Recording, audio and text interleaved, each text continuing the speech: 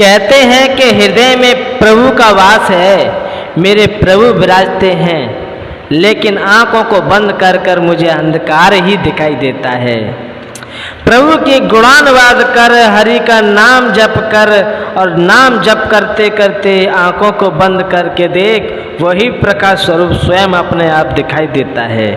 नमस्कार, आप सभी का मेरे YouTube चैनल पर स्वागत है। जो भक्तजन मेरी वीडियो पर नए हैं तो चैनल को सब्सक्राइब कर लें। मैं महाभारत से कुछ बातें आपको बताने वाला हूँ।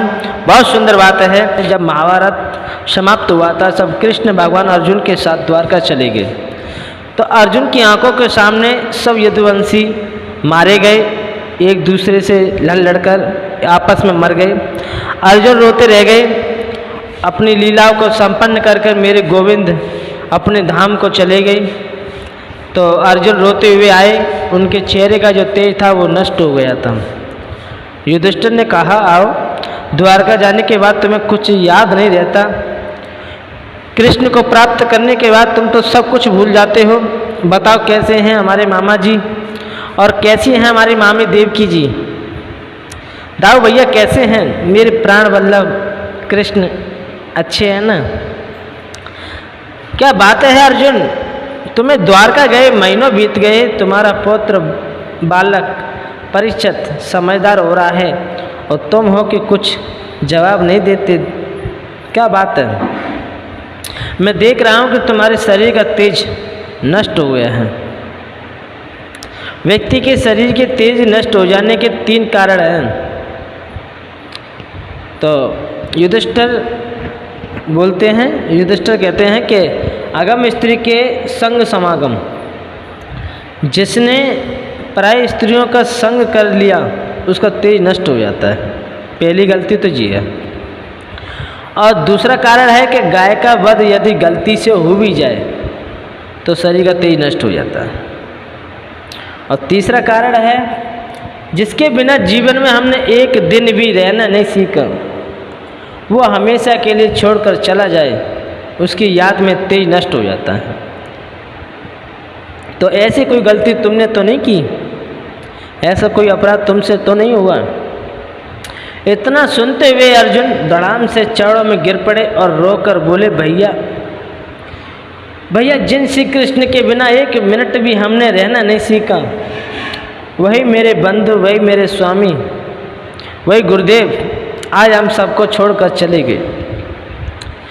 जिन श्री कृष्ण के आशीर्वाद से बड़े बड़े राजाओं और द्रौपदी जैसी भार्या को प्राप्त किया, श्री कृष्ण के आशीर्वाद से हमने दुर्वासा जैसे ऋषि के क्रोध से अपनी जो रक्षा की, जिन श्री कृष्ण के आशीर्वाद से किरात रूप होकर आए भगवान शंकर को मैंने संतुष्ट किया, आज वही मेरे प्राण वल्लभ गोविंद हमको छोड़कर चले गए। जब इतना कुंती ने सुना, और इतना सुनते ही कुंती धड़ाम से जमीन पर गिर पड़ी और उनका प्राणांत हो गया।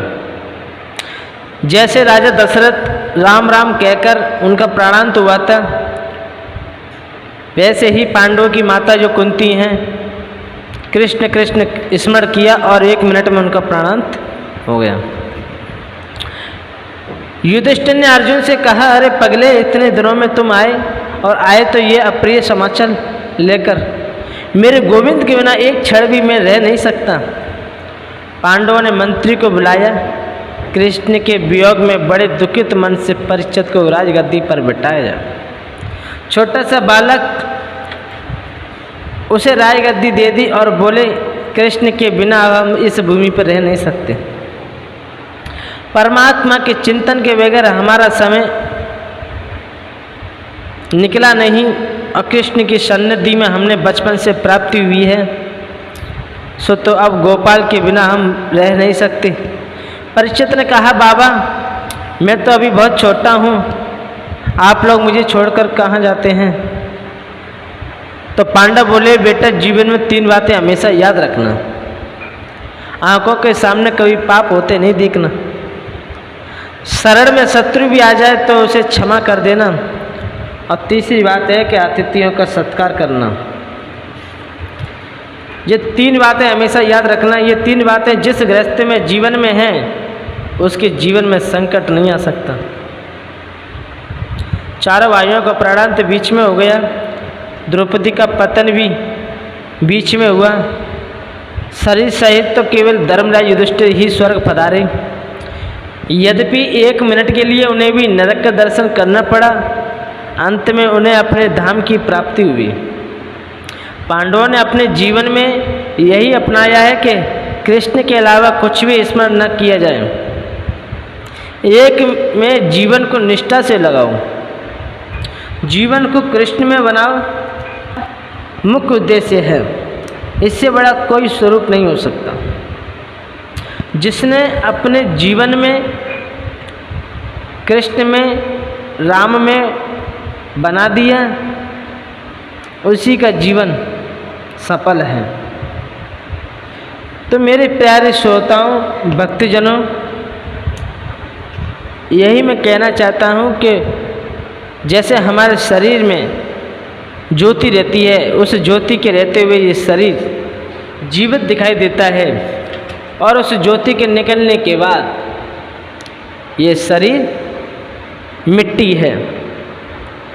उसी प्रकार इस शरीर में, इस मुख से, इस आँखों से, एक ध्यान से परमात्मा का स्मरण हो रहा है, परमात्मा के गुणानुवाद हो रहे हैं, तो इस शरीर को जीवित ही मानो। और जिस दिन से, जिस एक पल से तुम्हारे मुख से श्री हरि का नाम, कृष्ण का नाम अगर नहीं है, ईश्वर की याद नहीं है, तो समझो वो जीते हुए भी मरा हुआ है।